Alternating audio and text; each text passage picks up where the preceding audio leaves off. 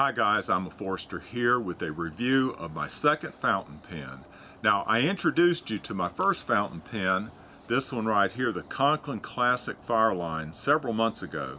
Now this was a great first pen for me as it had a forestry connection. I'll put a link to my review of it in the description box below. But I wanted to try something different for my second fountain pen. I wanted a stylish business pen with a high quality gold nib. Now, it wouldn't necessarily be an everyday writer for me. I think it'd be more of a signature pen. And I also wanted to try a medium nib versus the fine nib that's in the Conklin Classic. Well, from the title of the video, you know what I chose, and it's the Lamy 2000. It's been around for almost as long as I have, for over 50 years. I've been carrying it for several weeks now, and I'm ready to tell you what I think about it. It was a great choice for my second fountain pen, and I like everything about it except for two things. Let's go to the tabletop and take a closer look. That tastes good. It's nice to get in and out of the cold. Guys, this pen comes in a really nice presentation box inside a paper sleeve. Now, even if they didn't tell you here on the sleeve that it's made in Germany, you'd probably guess it from the quality and the precision manufacturing of the pen. This is the box, and it has a really nice velvety feel to it. Inside there's some warranty information, and this pen does come with a lifetime guarantee. You just have to pay $9.50 for shipping and handling if you have to have any repairs made. Now, under the cover there's some more literature, and this tells about other Lamy pens. What you won't find in this box are any ink cartridges, because the 2000 is a piston filler pen, and I'll discuss that in a second. Now let's talk about the pen itself. Starting, and I might mention that where I bought this pen, they threw in a pen case in addition. This is made by Deloro, and that's a really nice addition that came free of charge. But let's talk a little bit about the design of this pen to start with. No review of the Lamy 2000 is complete with the word Bauhaus not mentioned. Bauhaus design is all about function and simplicity. It's seen in building construction, furniture, and even pens. Now, the body of the pen is made from a durable material that's called Macrolon. It's a polycarbonate material that's used in everything from astronaut helmets to Legos. It takes a nice polish, as you can see here on the end. On the other end of the pen there's a silver colored insert that gives a little bit of contrast. Now let's talk about the clip in particular. And this clip is made of brushed stainless steel. The only writing on the exterior of this pen is right here on the clip, and it just says the word Lamy. I think that's a classy touch. The best feature of this clip is that it's spring-loaded. So you can press on the upper end of the clip, makes it very easy to put in and out of your pocket. Now, this is a snap-on clip versus a screw-on clip like my Conklin Classic, so it goes on and off very easily. It's held in place with two very small pins. You can see one right there and the other on the other side. Now I want to show you inside the pen, because I think this shows the detail that the designers went to. I believe you can see 4 copper bands inside that pen, and those copper bands serve a purpose. They protect this gold nib as you insert the pen by keeping the pen in the precise center of the cap. Now, the cap posts securely on the other end when you're writing with it. Although I think the pen is large enough that I prefer writing with it unposted. But when I do post it, I like to have the clip in perfect alignment with the nib. And there's a very specific reason for that, and let's cover that reason right now. Now, the reason is because of this nib. I'll give you a close-up look of that. Now, I mentioned that this is a gold medium nib, and in general it writes very smoothly. There's absolutely no feedback. to the nib at all. But what you are seeing is the sweet spot.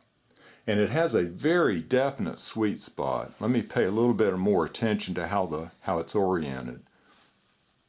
Now, if you rotate that nib even slightly, it stops writing. And in researching this pen, this sweet spot bothers some people more than it does others. It's more difficult for me to stay in the zone writing because of that shielded nib. One advantage of the shielded nib is that it keeps the nib from drying out, but it also blocks my view of how the nib's oriented. And that's why I post the cap aligned with the nib. So as Paul Harvey would say, that's the rest of the story. Okay, the only thing left to cover is the filling mechanism. And here you really only have one choice, because this is a piston filler.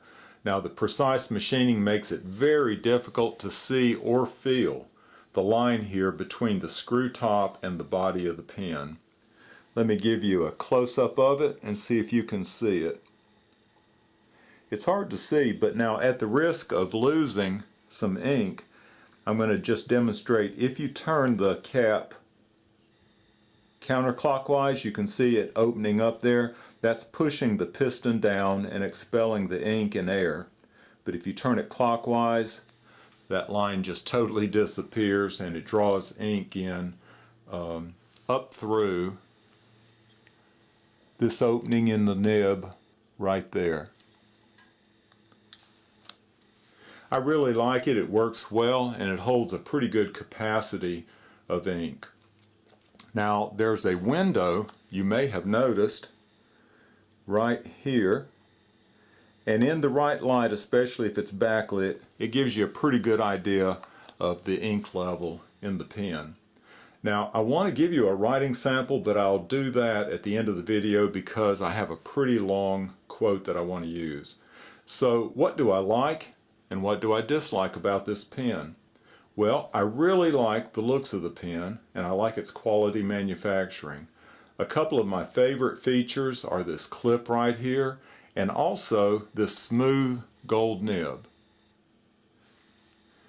You know, that's a pleasure to write with. It really surprised me how smooth it was when I first wrote with it.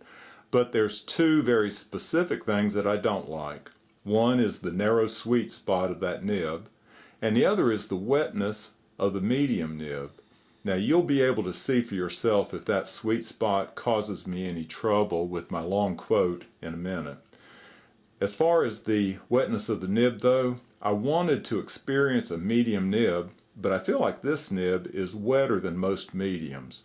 Compared to my Conklin with the fine nib, I feel like I'm writing with a crayon when I write with this.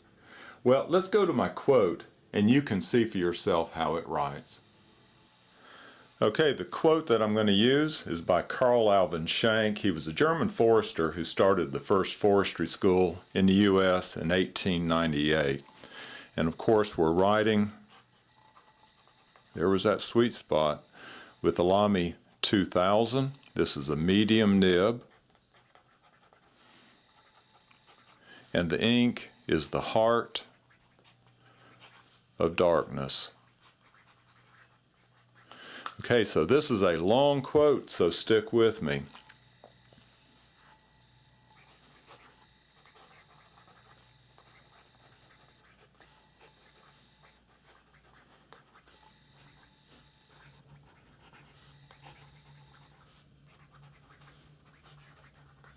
If you want to raise a crop for 1 year, what do?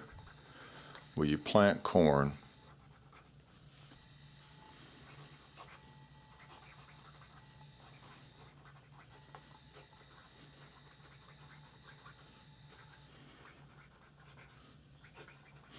But if you want to raise a crop for decades, you better plant trees.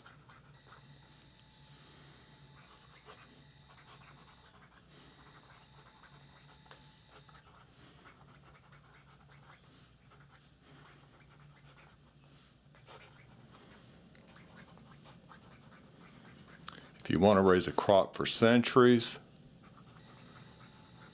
then and raise men. And finally,